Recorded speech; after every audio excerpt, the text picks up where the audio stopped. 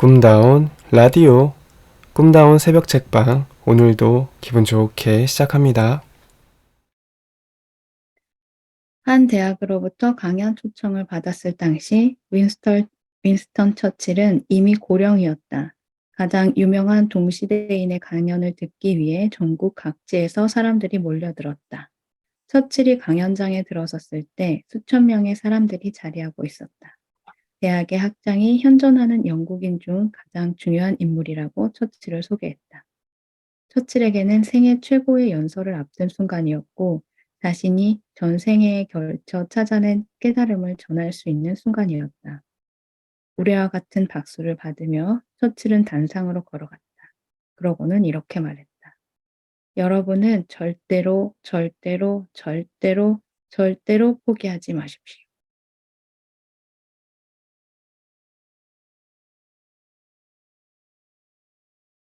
하나 더 읽어주세요. 그래요? 포기는 모든 것을 종료시킨다.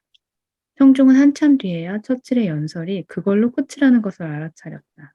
물론 너무 짧은 연설에 불만을 터뜨리는 사람들도 있었다. 그의 연설을 듣기 위해 먼 길을 마다하지 않고 왔는데 고작 이 몇 마디뿐이었으니 말이다. 하지만 처칠이 당시에 왜 그랬는지는 그의 전기를 읽으면 쉽게 이해할 수 있다. 숱한 난관을 극복해온 노년의 처칠에게 포기해서는 안 된다는 메시지는 그 누구보다 간절했다. 사람은 언제든 실수를 할 수 있다. 하지만 그것은 큰 문제가 되지 않으며 어떻게든 해결책을 찾아낼 수 있다. 그런데 포기는 전혀 다른 차원의 문제다. 포기를 하면 모든 것이 그것으로 끝이다. 심리학자들의 연구에 따르면 한 번 꿈을 포기한 사람은 새로운 꿈을 꾸지 않을 확률이 매우 높다. 꿈꾸기를 포기한 사람은 살아있기를 포기한 사람이다. 한때 사람들의 기억에서 잊혀졌던 처칠이 마침내 총리에 임명되었을 때는 2차 세계대전이 극단으로 치닫고 있었다. 정치가로서의 그의 능력을 의심하고 비난해왔던 사람들은 처칠에게 맹공을 퍼부었다.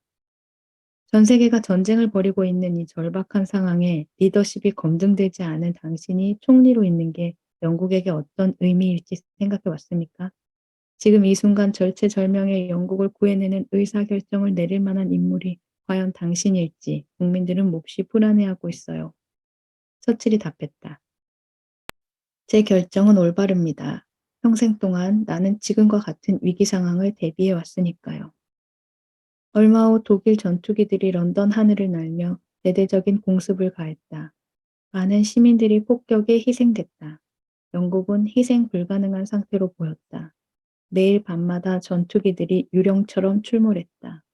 날이 갈수록 사망자 수는 늘어만 갔다. 참담한 희생을 더 이상 두고 볼 수 없었던 강요와 참모들이 처칠에게 항복을 요구하기 시작했다. 그의 친구들조차 처칠 때문에 무고한 시민들이 죽어나가고 있다며 강력하게 비난했다. 하지만 처칠은 항복을 하면 더 큰 희생을 받아들여야만 한다는 사실을 알고 있었다. 그는 전투기들을 향해 주먹을 휘두르며 소리쳤다. 나는 절대로 포기하지 않을 거야. 절대로, 절대로, 절대로, 절대로. 어려움은 최고의 코치다. 우리는 왜 끊임없이 어려운 문제와 싸워야 하는가? 왜 삶에 필요한 것들은 손쉽게 얻어지지 않는가? 고비 때마다 왜 우리는 반복해서 인내심을 시험받는가? 이 질문들에 대한 답은 없다. 그것이 곧 삶의 미스테리다. 다만 확실한 것은 한 가지 있다. 실수는 바로 잡을 기회가 있다. 반면에 어려움이 닥쳐와 포기를 해버리고 나면 모든 것이 사라진다는 것이다. 위너들은 말한다. 삶은 해변과 같다. 험난한 파도가 끝없이 출렁인다. 어려운 문제와 역경이 밀물처럼 밀려왔다가 썰물처럼 빠져나간다. 따라서 답을 찾으려고 애쓸 필요 없다.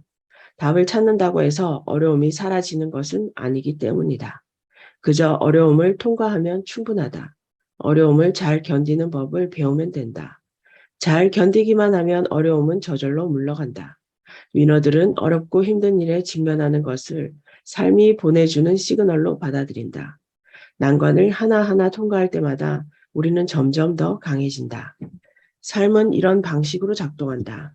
인간의 뼈는 하중을 받아야 강해진다. 그렇지 않으면 약해져서 쉽게 부러진다. 무중력 상태에서 오랜 기간 체류한 우주인들의 사례를 보면 이를 쉽게 알 수 있다. 위너들은 말한다. 강해지려면 외부로부터의 타격이 필요하다. 번데기에서 빠져나오려고 안간힘을 쓰고 있는 나비를 도와주기 위해 번데기의 틈을 벌려주면 나비는 곧 죽고 만다. 이 투쟁은 나비에게 생존을 위해 꼭 필요한 것이다. 번데기를 빠져나오기 위해 싸우는 과정에서 날개의 힘이 강해지기 때문이다. 스스로 견디고 싸우지 않으면 성장하지 못하는 것, 그것이 삶의 법칙이다. 미국의 16대 대통령 에브리엄 링컨은 이렇게 말했다. 누군가가 스스로 해야 할 일이나 스스로 할 수 있는 일을 대신해 주는 것은 그를 결코 도와주는 것이 아니다. 역경과 고난은 당신의 성공을 돕는 최고의 코치다. 두려움의 다른 이름. 위너들은 말한다.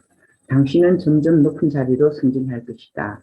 점점 더 많은 돈을 벌고 더 많은 사람과 일하고 더 많은 책임을 맡게 될 것이다.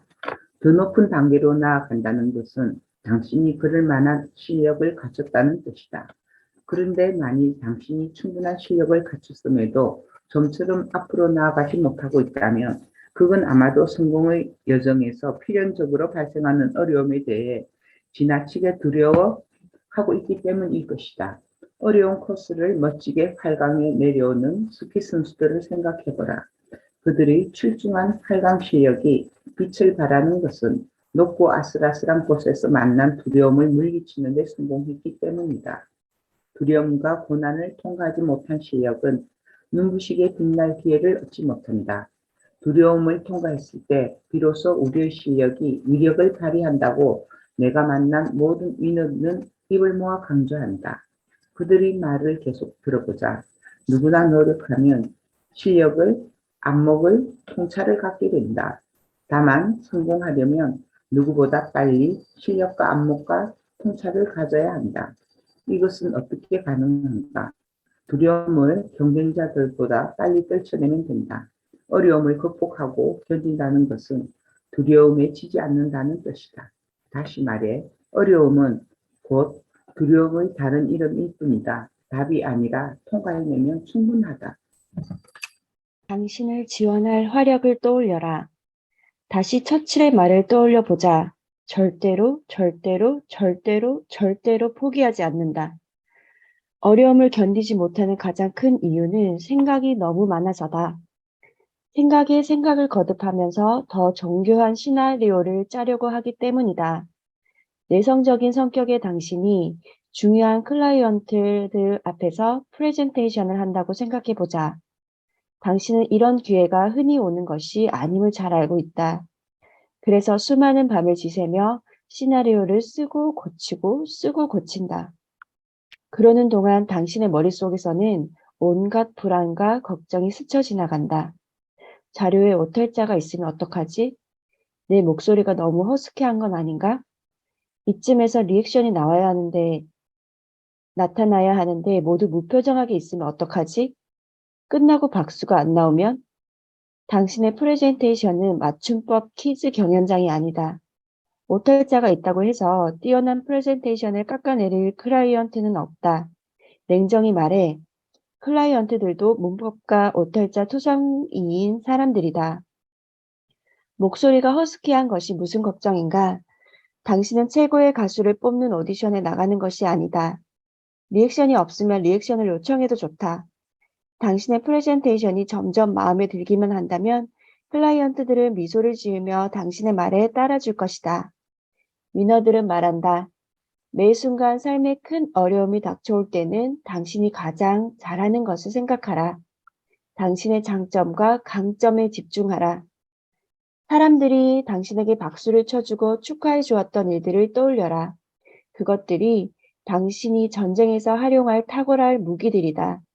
걱정과 불안은 당신의 적이 보내온 척후병일 뿐이다. 척후병은 발견되는 대로 제거하면 그뿐이다. 당신의 무기를 믿지 못하면 당신은 백전백패한다. 척후병 앞에서도 벌벌 떨면 큰 싸움은 엄두조차 낼 수 없다. 인도의 한 시인이 말했듯 인생은 하나의 여인숙일지도 모른다. 그 여인숙이 어떤 손님을 데리고 어떤 손님을 떠나보낼지는 오롯이 당신에게 달려있다. 민호들은 절대로, 절대로, 절대로, 절대로 포기하지 않는다. 절대로. 일전 연습. 오늘 나는 어떤 일이 있어도 포기하지 않겠다. 나는 포기에는 여러 가지 형태가 존재한다는 사실을 알고 있다. 따라서 오늘 나는 하려고 마음먹은 모든 것을 실행할 것이다. 2. 다양한 문제에 대한 나의 생각을 숙고하고 다음과 같이 단언한다. 이 문제에 어떻게 대처할지는 내가 스스로 결정한다. 아마도 이런저런 어려움과 처음 마주치면 이러한 상황이 달갑지는 않을 것이다. 하지만 찬찬히 마음을 다잡아 보면 내 삶 속의 여러 도전 과제가 성공으로 향하는 내 단계의 재료라는 사실을 분명하게 깨닫게 될 것이다. 3. 최대한 빠른 시일 내에 나와 비슷한 상황을 이미 극복해낸 위너와 이야기를 나누고 적극적으로 조언을 구할 것이다. 4. 내 삶에서 얻은 모든 중요한 교훈을 일기에 기록하기 시작한다.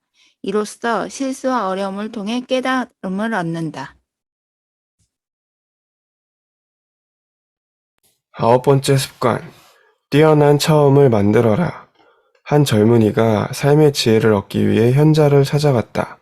현자는 그에게 자기소개를 해보라고 말했다. 젊은이는 자신의 강점과 자신이 거둔 성공에 대해 늘어놓았다. 현자가 그에게 첫 번째 과제를 부여한 다음 한 가지 해결 방안을 제시했을 때 젊은이는 그 의견을 거부했다. 제게 더 좋은 생각이 있습니다. 현자가 무슨 말을 하든 젊은이는 계속 자신에게 더 나은 아이디어가 있다고 고집했다.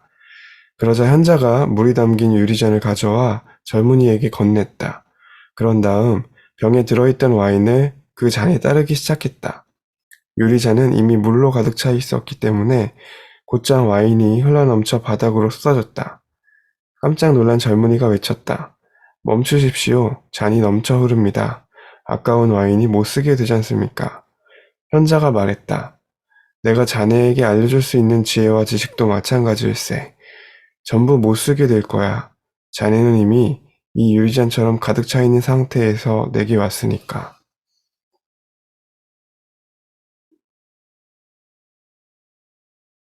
미로를 따라가라. 당신이 가는 길 위에는 당신의 목표를 먼저 이룬 누군가가 존재한다. 그를 찾아가 조언을 구하겠다는 생각을 한 번이라도 해보았는가? 대부분의 사람은 생각조차 못한다. 그토록 큰 성공을 거둔 사람이 만나줄 리 없다고 생각하기 때문이다. 하지만 심심찮게 우리는 읽게 된다. 수십 명의 월드클래스 CEO에게 질문이 담긴 편지를 보낸 한 대학생이 수십 통의 답신을 받았다는 뉴스를. 직접적인 조언이 아니어도 상관없다. 롤모델로 삼고 있는 인물의 스토리를 훤하게 꿰고 있다면 당신은 성공할 확률이 높은 유형의 사람이다. 그 인물의 크고 작은 인터뷰들의 토시 하나를 기억하고 있다면 당신은 꿈을 가능성이 높은 사람이다. 그에게서 직접 조언을 얻는데 성공했다면 당신은 이미 성공한 사람이다. 이런 행동들이 왜 중요할까? 위너들은 말한다.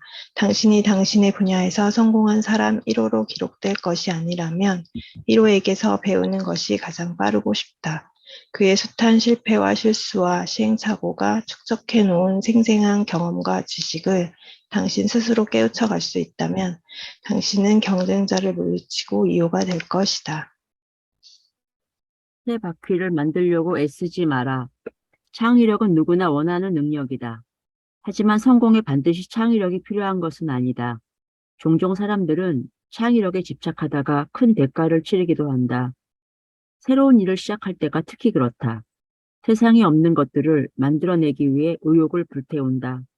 완전히 새로운 것을 창조해내는데 모든 에너지를 집중한다. 하지만 위너들의 조언은 이와 크게 다르다. 바퀴를 새로 발명하려고 하지 마라. 그보다는 효율성이 이미 검증된 시스템을 찾아라.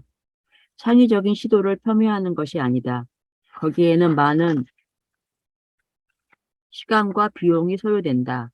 창의성은 1호가 닦아놓은 길 위에서 결정적인 순간에 적절하게 폭발해주면 충분하다. 성공을 원하는 사람은 누구나 기본적으로 시간이 흐르면 자신만의 창의적 방식을 찾아낸다. 하지만 처음 시작할 때는 새로운 도전에 불가피하게 따라붙는 난관들을 극복하는데 전력을 다해야 한다. 바로 이때 1호의 경험과 그 경험에서 얻어진 통찰들이 필요해진다. 우리가 현자와 위너들의 조언을 구하는데 적극적이어야 할 이유가 여기에 있다. 당신이 이 책을 읽고 있는 이유, 또한 당신보다 먼저 성공한 인물들의 지혜와 통찰을 얻기 위함이지 않은가? 위너들은 말한다. 기본기를 탄탄히 익혀야 한다. 드리블과 슈팅을 모르는데 어떻게 골을 넣겠는가? 드리블과 슈팅을 익히려면 그걸 선수 시절에 가장 잘했던 코치에게서 배워야 한다. 기본기를 쌓는 과정은 지루하고 반복적이다. 하지만 반드시 거쳐야 할 과정이다. 알파벳을 모르면서 유창한 영어 회화를 구사하겠다는 것은 터무니없는 목표다. 현대 철학의 흐름을 알고 싶다면 고대 히랍 철학에서 시작해야 한다. 성공하는 사람들이 수백 년, 수천 년 전에 쓰여진 고전들을 탐독하는 이유는 시간이 남아 돌아서가 아니다. 그 고전들이 너무나 재미가 있어서도 아니다. 인류의 지혜가 집대성된 경전들을 고통스럽게 읽어내지 않으면 뛰어난 이호가 될 수 없기 때문이다. 위너들은 말한다. 성공을 원한다면 반드시 뚜렷하고 탄탄한 처음을 만들어야 한다. 뭔가 일이 엉킨 실타래처럼 몹시 꼬이고 혼란스러울 때는 처음으로 돌아가 기본기부터 다시 꼼꼼하게 점검해야 하기 때문이다. 돌아갈 처음이 없는 사람은 실패를 거듭할 수밖에 없다. 점검해야 할 기본기가 처음부터 없었기 때문이다. 세상에 없는 것을 만들어내는 창의력은 인류가 낳은 위대한 1호 천재들의 몫이다. 우리는 2호만 되면 충분하다. 충분한 노력과 인내와 시간을 들여 기본기를 쌓는 것, 그것이 우리가 가져야 할 창의력의 정의일 것이다. 조언은 처음에 구하라. 타인의 조언과 가르침은 어떤 일에 처음에 얻는 것이 가장 효과적이다. 위로들이 구축해 놓은 시스템들 중 어떤 것들을 선택할지를 결정하는데 먼저 시간을 써야 한다. 현자를 찾아간 젊은이처럼 조언을 구한답시고 찾아가서는 입씨름만 벌이는 태도는 전혀 바람직하지 않다. 위너들은 말한다. 타인의 조언을 일방적으로 받아들이라는 뜻은 아니다. 타인에게 배움과 조언을 구할 때는 당신의 지식과 견해를 앞세우지 말라는 것이다. 자신의 식견을 고집한다는 것은 이미 자신이 만들어 놓은 처음이 존재한다는 의미다. 이걸 용기 있게 내려놓을 줄 알아야 한다. 자신이 만든 처음을 고수하는 사람은 어떤 탁월한 조언과 통찰을 얻게 돼도 결국 자신이 만든 처음으로 돌아가 거기에 갇혀버리고 만다. 무슨 일을 하든 첫 단추를 잘 꿰야 한다. 옷을 입을 때 마지막 단추를 꿰 구멍이 없을 때 우리는 첫 단추로 다시 돌아가 그것이 잘 꿰어졌는지를 확인한다. 우리가 하는 일도 마찬가지다. 원점에서 다시 생각해야만 일의 전체를 조망하면서 의미 있는 개성과 수정을 만들어낼 수 있다. 따라서 좋은 원점을 만드는 것은 아무리 강조해도 지나침이 없다. 그 원점 구축에 필요한 지혜를 해안을 가진 1호들에게서 얻으면 일이 원하는 방향으로 자연스럽게 풀려나갈 것이다. 위너들은 말한다. 연습은 장인을 만든다. 그리고 폐인도 만든다. 무엇을 연습하든 그것은 하나의 습관이 된다. 뭔가 잘못된 것을 연습하면 잘못된 습관이 형성된다. 올바른 것을 연습해야 올바른 습관이 만들어진다. 살아가면서 당신은 수많은 프로젝트에 착수할 것이다. 좋은 처음, 탁월한 원점을 만드는 습관을 들이면 그 프로젝트들에게서 좋은 결과를 얻게 될 것이다. 위너들은 마지막으로 이렇게 조언한다. 전문가를 고용하는데 돈을 아끼지 마라. 타인의 경험을 돈을 주고 사는데 인색해서는 안 된다. 가난한 사람은 돈을 절약하기 위해 시간을 지불한다. 부자는 돈을 지불해 시간을 사는 사람들이다.